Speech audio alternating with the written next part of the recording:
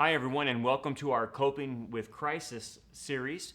And right now, we're doing a series on anger, and we're looking at handling anger from a biblical standpoint, and then we're looking at the roots now of dealing with anger.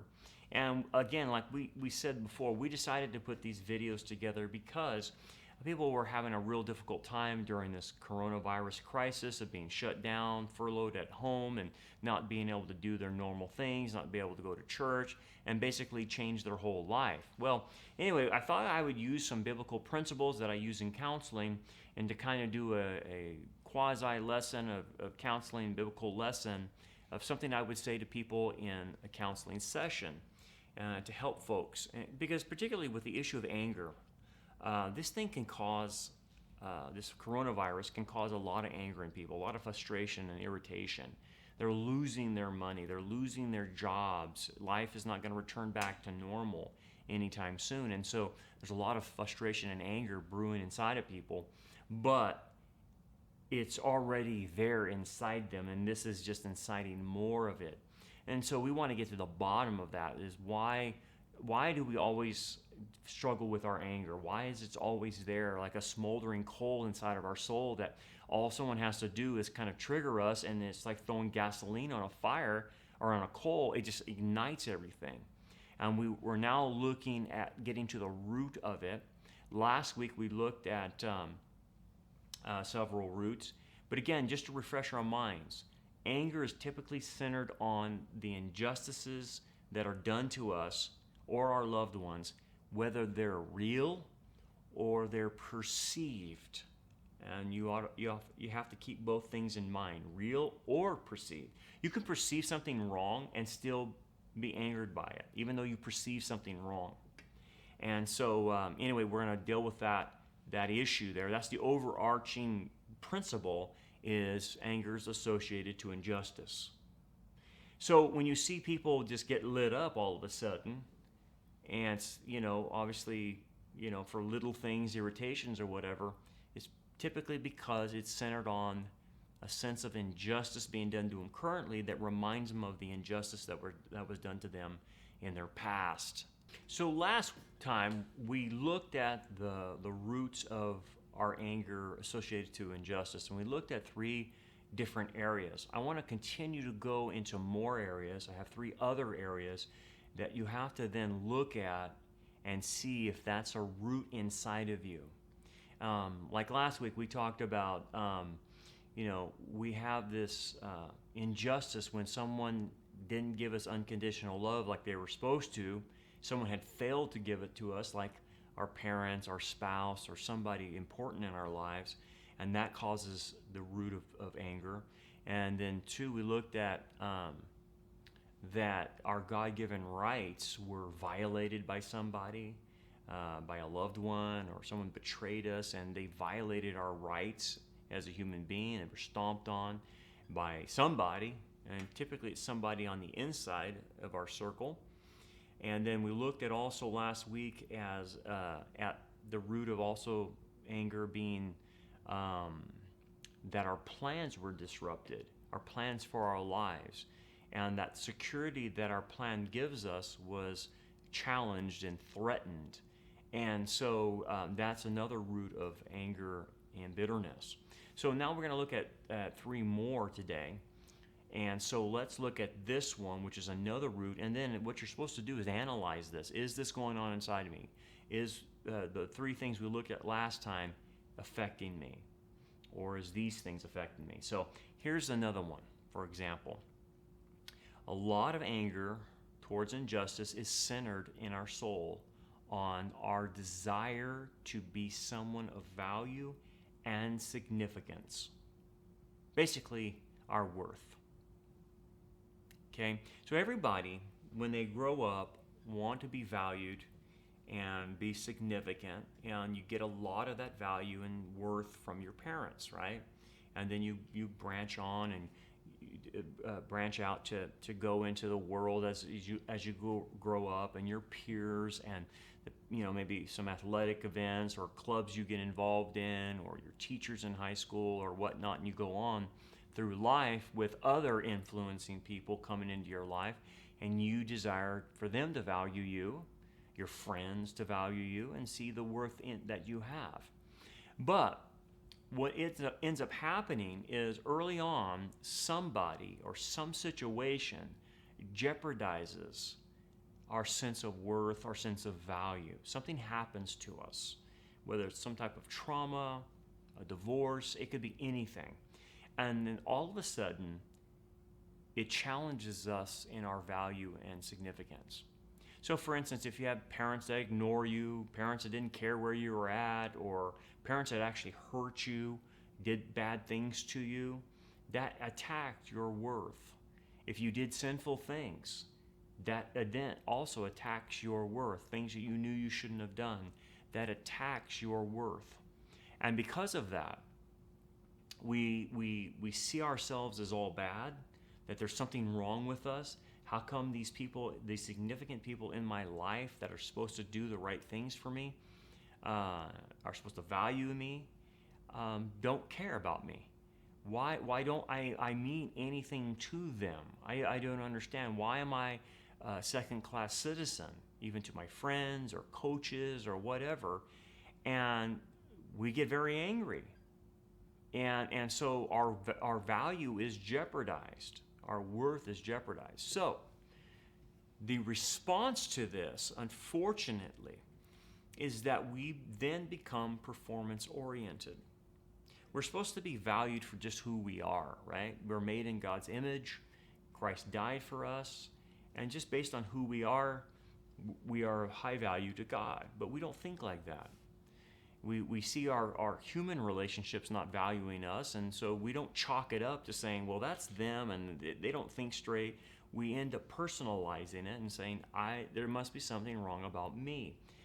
And so we get angry that we don't measure up, so therefore we start performing. And we will perform for others. So what ends up happening is we create a front for ourselves through performance, and we hide who we think we are. The person of no value, no worth, we hide that, even though it's not true. We believe it's true because that's how we interpreted what people were doing to us.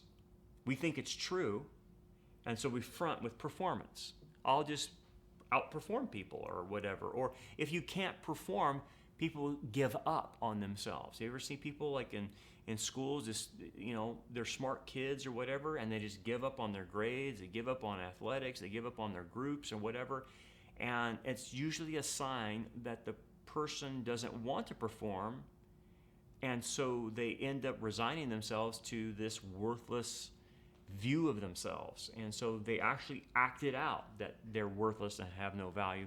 So they do very destructive things in their lives, like, messing up their whole academic career, not having any motivations to do certain things. And so they become destructive. That's why a lot of people get destructive. But anyway, most people choose performance. And they can hide themselves behind the performance to their family, whatever, and they try to compete and keep those performance goals in front of them. It's exhausting, I know. I did it myself, but you keep those performance goals, going, and you really try to prove that you're of value to people. You're of worth. You're worthy of attention. You're worthy of love, and that again, it's unbiblical. But that's where a lot of people's anger is. And so they're angry that they have to perform because they can't be just loved for who they are and valued. And they really don't think well of themselves anyway. They think they're worthless and trash and no good. And so that makes them angry too. So they carry around an anger with them constantly. So what do? Well, if they get into this mode of performance, or just giving up on life or whatever it is, they then use their anger to threaten and shame others for not meeting their goals, or threaten and shame themselves for not meeting their goals. And so they'll say, I have high standards. I have high standards. And what really they're saying is, I need you to compete at the level I'm competing at for me to value you. And so that anger causes them to set really a very high bar in their life that very few people can attain. Even themselves can't attain it. And if they do attain it, they just push the bar further and further up to where they can't, and they become what we call a defeated perfectionist because of that, because they try to perfect their lives through performance and they can't do it, and so they become defeated at the same time, and that defeat causes anger. When someone threatens their performance, that's where you're going to see the anger come out in these people. So if someone threatens their job, makes them look bad in their career, whatever, they see that as a threat. Because, hey, you're making me look bad, and I'm using performance to look good. So if anyone comes in the way of that, they are very threatened. And of course, this is why you see in the job world and people being threatened by higher competent employees. And what do those higher ups do? They hold them down, they hold them back, because they threaten the other employees that have been there longer that maybe not have the skill set that they do. So there's a lot of backstabbing, a lot of politics going on in jobs, and they're just basically threatened by individuals. If you've ever been a part of that, you know exactly how you were treated. You were treated as if you had no skill sets, and you know full well that you were in that job and you knew you were better than them as far as skill set. But because of your skill set, you threaten them. Well, that can cause anger inside of you, saying, well, wait a second, I know I have a better skill set than that person. What's the deal? And you can interpret that as, well, I guess I just don't have any value to them. And it's like, no, you threaten them. That's the problem. You threaten them. So anyway, what is the biblical idea behind this, that we're supposed to take and crush this performance-based, I'm not of value, I'm not of worth? What does the Bible say? Well, the Bible says that you are of value, made in the image of God. Yes, you have a sin nature, but you're still valuable to God, extremely valuable. In fact, so valuable, He died for you. That's the truth. And the idea then is that your goal in life is not to perform and outdo other people and to keep setting the bar higher and higher for you. The goal is to be conformed to the image of Christ. That's your goal. That's my goal. Not how many awards you can get at your job. Not how great you look. Not how great you perform. Now, we do want to make sure that we work hard, and like the scriptures say, whatever your hand finds to do, do it with all your might and work as unto the Lord. No doubt about that. But I'm going beyond that. I'm going to say, if you hinge your identity on what you do, you're unbiblical. And that's what a lot of people do. They put their identity into their performance, into their job. Why do you think people, when they retire, they die a year after they retire? It's because they lost their identity. They don't know who they are. They don't know what to do. And a lot of people end up having a heart attack because the sense of identity gives them value. That's the problem. But your value comes from who you are in Christ, who you are as a human being made in the image of God. And you have to switch to this, which is by faith instead of by performance. If you get stuck in performance, you'll never get out. You'll always be competing. And there's gonna come a day where you can't perform. And that day will happen. I remember a doctor telling me that he started getting arthritis in his hands, and he couldn't perform his surgeries anymore. And he was well known, very good at what he did, but the arthritis just crippled his hands and he couldn't do his job. That poor guy lost all sense of value, all sense of identity, because he couldn't operate anymore. And that's where he got his identity.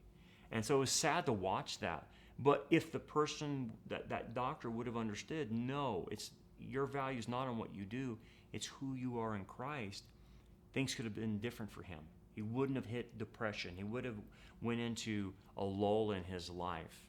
And so anyway, that's kind of an example of it. And so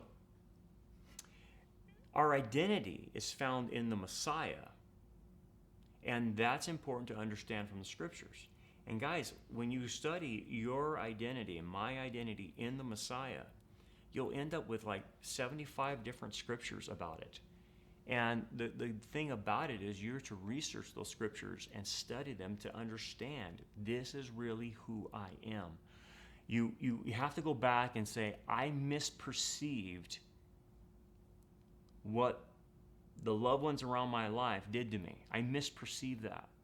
It wasn't because I was of no value. It's because they're selfish. It's because they're myopic. It's because they were only thinking of themselves. It's because they didn't have relational skills. It's because they didn't know how to parent. You have to put it back on them, not to blame them, but to quit making yourself feel of no value. You have to get the right truth there. And the truth is, they were just simply exercising their sin nature, and it wasn't about you. It was about them. But as a child, we tend to personalize all the messages coming to us. It's about me, it's about me, it's about me. There's something wrong with me, and that's improper. So you got to go back and reprocess that, and then understand who you really are in Christ, and study the Bible for that. And then you will start seeing your true identity, and your identity is not based on performance. Your identity is based on who you are, which is exactly what you've been wanting. But that, because you're not getting it, that's why you're feeling angry, and you carry anger with you all the time. The next root of where a lot of anger is centered, and again, this is under the umbrella of injustice, is that we tend to have a very unrealistic expectation about reality, about life. And we see the circumstances around us, the people around us, even ourselves, and including God, in some type of unrealistic expectation.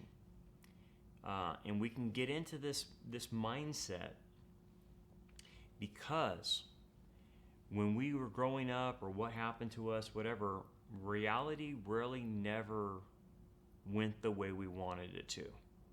Okay, so we expected our life to go a certain direction, and it didn't. We expected our parents to raise us in the way we thought they should raise us. We expected our teenage years to go the way we thought it should have went. The problem is, reality didn't match up to that. So we get angry because reality hasn't met our expectations. But the Bible tells us we're not to do that. In fact, what the Bible is admonishing all of us to do is that no, you are to meet reality, not have reality meet your expectations. It's the opposite. But this is what happens. And so we have these expectations about how our life is. And so what happens in us is we develop perfectionism and idealism. And this plays a major role in these people's lives. And because they want the world the way they want it, they believe it should be like this. Perfectionism says it has to be done a certain way for it to be right for me. Idealism says this is the way things should be. They carry that through life. And what happens is, because they carry that and it's unrealistic, reality never meets their expectations. So they're always angry, they're always frustrated, they're always depressed, down, because they're not getting what they expect. And therefore they're frustrated all the time. They're negative all the time. Nothing ever can go right. If they go out to a nice dinner, they're going to find something wrong with it. If they go on vacation, they're going to find something wrong with it. Because they have in their mind a perfect vacation, a perfect meal, or an ideal situation. And this is the way it should be. And boy howdy, reality never lives up to what we want. And so these people are angry because of this. And they expect life to go a certain way, and it won't, because they won't embrace the fall. They will not embrace that we live in a fallen world, that it's broken, it's not going to go the way you want. And by the way, the world system itself is being ran by Satan. And this world system is not organized to reward believers. It's organized to hurt believers. This is why you'll see across the street from you your neighbor who doesn't know God actually prospering, and you're not. Well, the issue is because this world is not our home. It rewards its own, and we are not of the world. Hence, the system is not geared to help you. It's geared to help those who follow Satan, knowingly or unknowingly. And so to put those kinds of perfectionist standards and idealism on this world is totally wrong. You're going to get the perfectionism and idealism in the Messianic kingdom. It's coming. It's in the future, but it's not here. And so we have to understand how broken things are, how the system is working against us, and that things are really not going to meet our expectations. And you have to be okay with that. And then you have to be okay with God not meeting your expectations. You pray a prayer and it's not answered, or he says no, or he reroutes you a different way. Do you really believe that God's a genie and he's going to just do what you want him to do? You know, God is watching out for you. He's protecting you. He has the best intentions for you and knows what is best for you. The way he routes your life is best. He knows what's good for you. We do not. We think we know, and we think we want our lives to go this way, but at the end of the day, you have to submit that God is more wiser than you and I. And the route he takes us is the best for us. Now you might say, well, I don't like it. Okay, but it's the best for you spiritually. And you can get angry at God and be angry that your life went this way. But when you look back, you have to use the Joseph principle and understand. These people who did things to you meant it for evil, but God meant it for good. He is turning it to your favor if you will trust him, if you will see what he's trying to do. And at that point, you can release this anger, release how your life went. In fact, your life went according to plan to allow you to have the best relationship with God. If your life would have been easier, if your life would have been softer, so to speak, if you would have had all your expectations met, I can almost guarantee you where you and I would be right now. We'd probably not be believers in Christ. We'd probably sense no need for God because we would have all our physical needs met. And therefore, we wouldn't search for God. We wouldn't reach out to him. But because of what you and I went through in life, how hard it was, how much pain we suffered, that actually caused us to draw close to God, to seek him. And so you can sit there all day long and whine about how bad your life went, and there's no doubt a lot of our lives went bad. But at the end of the day, that's what drove you to Christ. And you can say, as Joseph did, you meant it for evil, God meant it for good. The Joseph principle is working in your life, and you have to see that. So your expectations are basically this. You have a blank piece of paper, sign your name at the bottom, and let God fill in the rest of reality for you, of how your life is going to go. Seems pretty scary, but he knows best. He's a good father.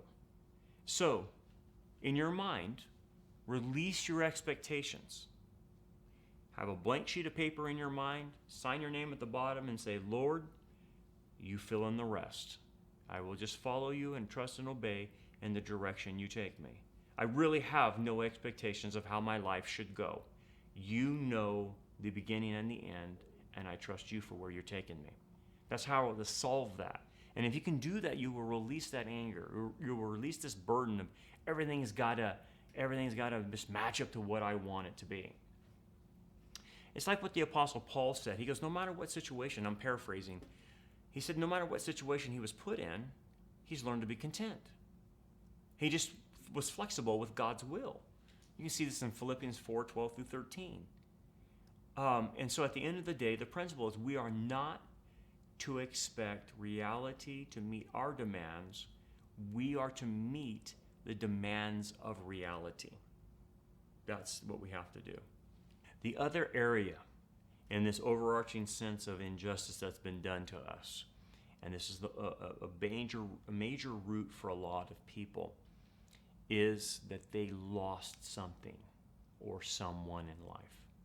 This is a major problem for a lot of people and where their anger is centered in on. And what do you mean by that? Well, this life will take from us because it's fallen, it's broken. And so inevitably, this life takes. It takes our own life physically. We're getting older, we get sick. It takes our health. It takes our loved ones in death. It takes our friends in death. It takes relationships away from us. It takes a lot. You brought nothing in, you will take nothing out with you. And we spend our lives accumulating, but at the end of the day, you're not taking anything with you. You will lose everything unless you stored up treasure in heaven. That was the idea behind all that. But anyway, a lot of people lost their childhood. They're mad about that. They lost a marriage. They're mad about that. They lost a loved one to death. They're mad about that. They lost broken relationships, relationships that they had and now they're broken or whatever. They lost good jobs. They lost money. They lost an inheritance or something like that. So part of the program of life is, and that you have to accept, is that you're going to lose and lose and lose until the day you're taken home or raptured. And one of the problems in losing things is it's an aspect of grief. Okay? So when you lose things, you have to grieve losing those things. And a lot of people simply don't grieve. They won't go through, you ever heard the 5 stages of grief? They won't go through the stages of grief when they do lose something.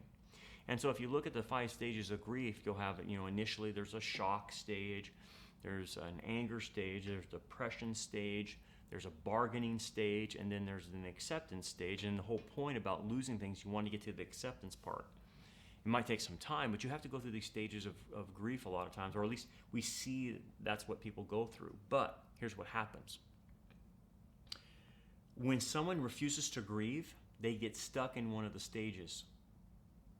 And they will stay there the rest of their life because they don't want to move on. They lost something, they feel it's injustice, whether it's God or life or humanity or whatever, and they sit there and stay stuck in the category of anger. Now, some people will get stuck in the category of depression, but I'm going to tell you what depression is.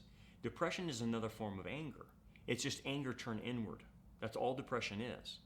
So instead of being hostile, angry, they turn in on themselves. So depression and anger are kind of the same coin but different sides. And so they get stuck in this area. They usually get past the shock, but they get stuck in anger and depression. Okay, and they actually sometimes will flip-flop back and forth. They're depressed one day, angry one day. Depressed one day, angry one day. And they keep going back through this their whole life because they are stuck. They're stuck. They won't grieve the loss. So the idea is, why do they get stuck in anger and depression? It's because an injustice has been done to them and they want this righted. They want this fixed. This was not right. I will stay here in protest until someone makes it right. I remember talking to a lady who had lost her husband and talking through things, helping her manage the loss of her husband. And she basically said to me, well, all this talk is fine, but it does me no good. The only thing I want done is I want God to bring my husband back to life. And I realized when she said that, she's stuck. She wants something, and she is digging her heels in, hoping, praying, I don't know, demanding that God resurrect her husband back from the dead. Now, you know the answer to that. He's not going to do that until the rapture. He resurrects the dead in Christ, right? And that person is in heaven right now, obviously. But that wasn't good enough. Knowing that he was in heaven, knowing that one day the resurrection will happen, was not good enough. She was making a demand on God. I want him resurrected now. And I think it's unjust, basically, that he took him from me. That kind of mindset, that person's never going to get unstuck.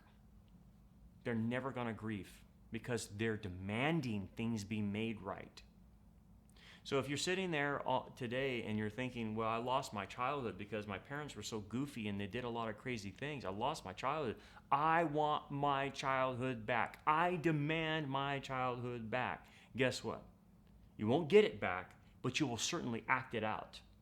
This is why you see a lot of adults that know better act like children. That's why you see adults emotionally act like children.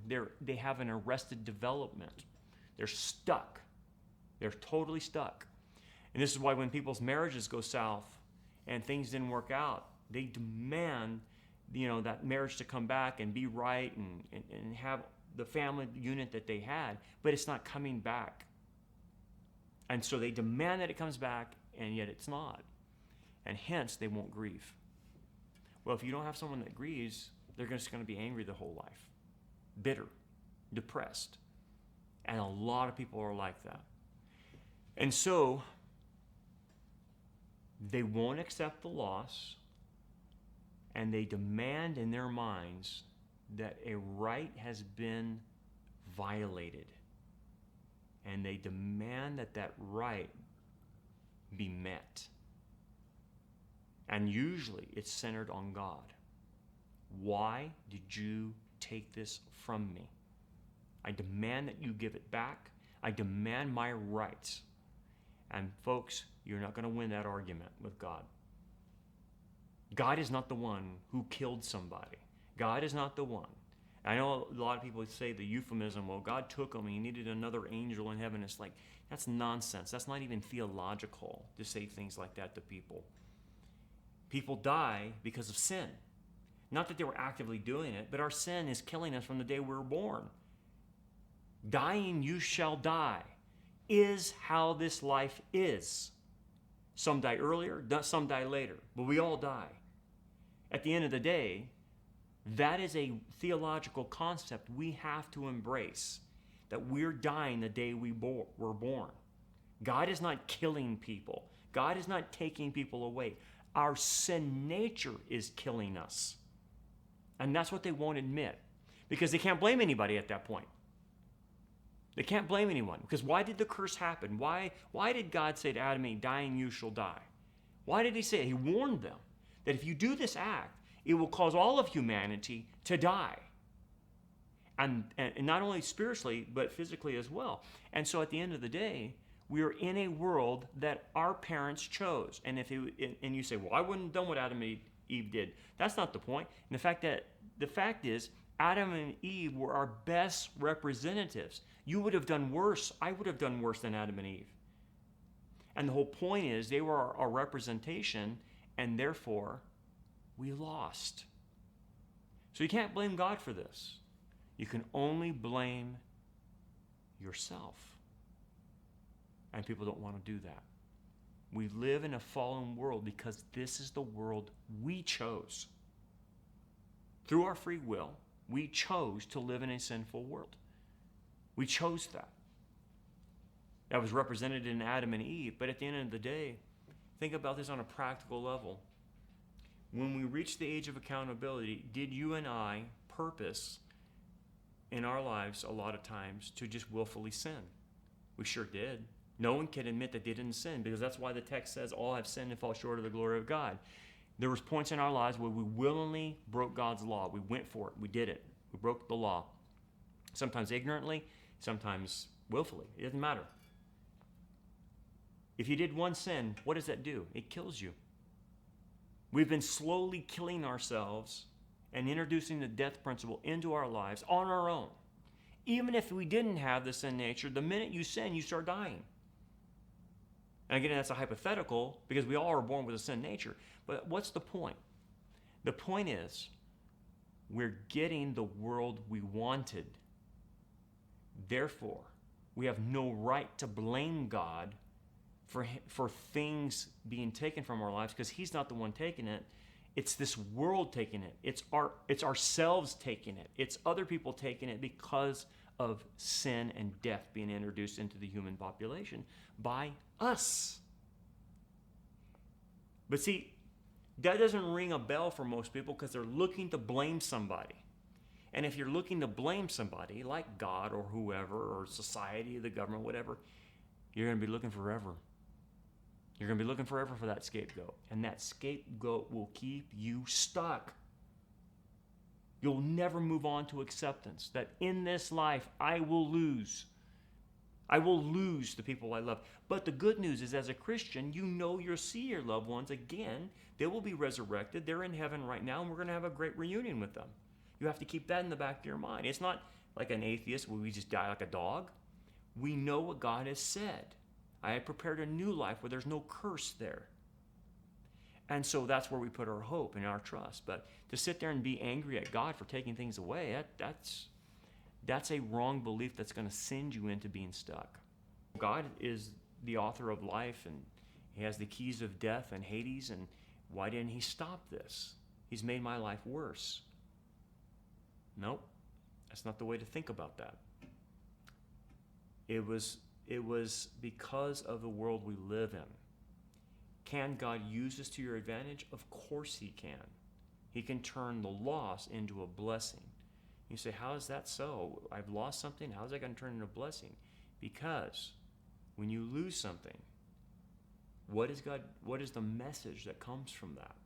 In this life, he is using these losses in our lives to help us understand what it's like to be a believer in this world and to fellowship with the sufferings of the Messiah. So what does that mean? When Jesus came, he was called the suffering servant. He suffered his whole life. His whole life. He had things taken away. I mean, what did Messiah have? Nothing. He was born with animals. He didn't have a place to be born at. He was dirt poor. He said, foxes have holes, the birds of air have nests, and the Son of Man has no place to lay his head. He didn't even have a home. He was just an itinerant preacher traveling around. I want you to think about that. He had no money. He had to use a borrowed tomb for his own funeral. I mean, think about all the practical ramifications of what that means. He had nothing. In order for us to be like him, you have to understand how it is to have nothing. So therefore, you will lose. God's not intentionally doing this, but every time you lose something, you're learning how it is to be like Christ. It actually is helping you to be conformed to the image of the Messiah. So it is a blessing in many times, and it's hard to see when you do lose things. It's actually helping you to understand what it is to be like Christ. And so what happens is you don't become worldly. You don't become materialistic. You don't cling on to things as idols at that point in time. And so it moves you in the direction of being more like Christ. Now you can protest it and not do it, but that's what loss is supposed to be. It's supposed to shape you and mold you into the image of Christ. So now you have a pretty good idea of the sources of where our anger stems from. These are the roots. And again, it's under the umbrella of injustice. All of these look at life with injustice. But our failure to resolve these issues has created a distorted reality in us. We don't see reality as we should, and therefore we become angry and bitter and things of that nature, and become hyper-justice. We want to right all the wrongs in life and things of that nature, and really that's stemming from I don't ever want any injustice done to me or my family or whatnot. And then what happens is when we start distorting reality, we can start splitting reality. And what I mean by splitting is you will see only one side. You will not see both sides. You'll see things as just black or just as white. You will see things as only as good or only bad. And you actually do this with people. They're either all good or they're all bad. And you start refusing to see the balance in society, in our culture and people with good and bad. You lose a grip. And so, you might say, well, I had something bad done to me by a parent. And so I can't stand when we call God our Father because my dad was bad to us, and so I can't even use that term. That's called black and white thinking. Or you got burned in a marriage and the guy really torpedoed you and betrayed you. Well, you can easily do a black and white thinking or split reality and say, all men are pigs. All men are pigs. And when you start going in that direction, that distorts reality. And so when we say handling your anger, actually what we're trying to do is get you back into reality so you're not going to be angry anymore. Now, things will make you angry, but things are you're getting angry over the wrong things. You're misperceiving reality. And so, if you say, I can never trust women, or I can never trust men, or I whatever category you come up with, I'll never go back to church because I was at this church and it burned me. And so all churches are bad. That's wrong thinking. That's distorted thinking. And so you can see what happens when you have these roots of anger. You actually start losing a grip on seeing reality correctly. And that's dangerous. You do not want to get into that mode. It's scary to think that someone only sees the world as good or bad. And most of the time, they're going to see the world as all bad. We can become controllers of this. We can try to design our lives around seeking material security, never trusting the Lord, never trusting people again. Well, I got burned by too many people. I don't trust anybody. Again, that's black and white thinking. I don't trust anybody. That's distortion of reality. Why can't you trust anybody? There are good people you can trust. There are bad people. The problem is you trusted the wrong people. The problem is your people picker is wrong. Not all people are bad. There are a lot of good people out there that can help you and then you can trust. But at the end of the day, don't blame everybody for your people picker being messed up. But see, people don't see that. They just see their reality the way they want to. And folks, you got to understand this. When we start distorting reality, we put ourselves on the spectrum of going insane. Okay, we put ourselves on the spectrum. I'm not saying officially insane, but I'm saying if you misperceive reality, that's the definition of mental illness. That's the definition of you losing a grip. I mean, because the extreme examples of someone who believes he's Superman or whatever, or they have these delusions of grandeur. So when we start out this way, we start losing a grip. And have you ever talked to somebody and say, man, that person's not in reality. There's something wrong with that person. Even though they hold a job and they do what they need to do and they go through life, but you're like, there's something off on that person. Yeah, they're off because they're distorting reality. That's the problem. So anyway, we'll end there. We'll continue this discussion next time as we then try to figure out how to process all of this, how to see it in the right framework, and how to get rid of it out of our lives if we've identified. So the first thing you have to do is you have to identify. And then we have to bring the truth in, which sets us free. So anyway, we'll talk about that next time. Anyway, thanks for joining us. And again, watch us next week as we continue this series in anger.